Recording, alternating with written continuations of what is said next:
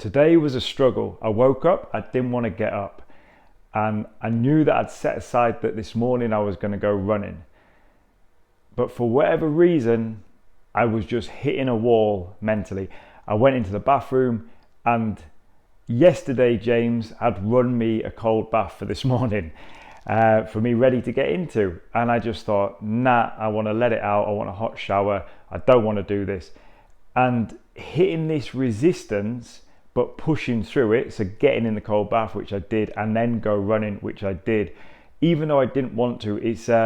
It builds this area in the brain, or grows this area in the brain called the mid-cingulate cortex, and this is the seat of willpower.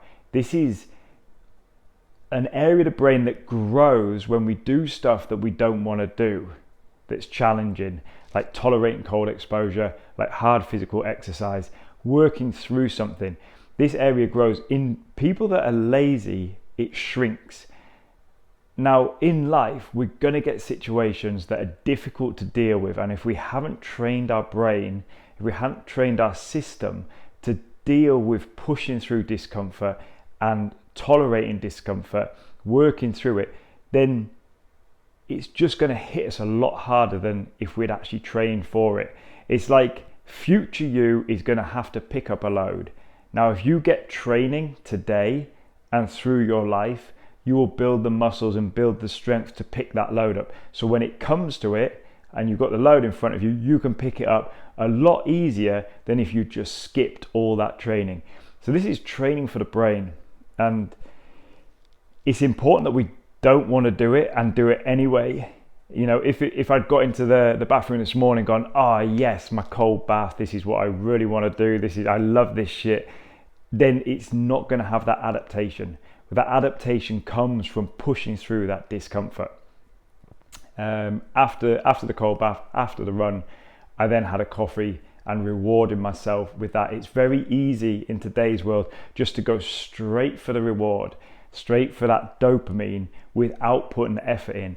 And by doing this, we're trashing our dopamine reward system. So we're actually making things more difficult. And this leads me into this saying that I really love, which is, the path to hell feels like heaven, and the path to heaven feels like hell.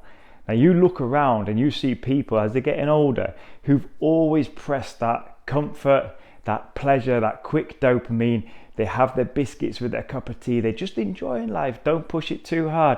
They're too comfy, way too comfy.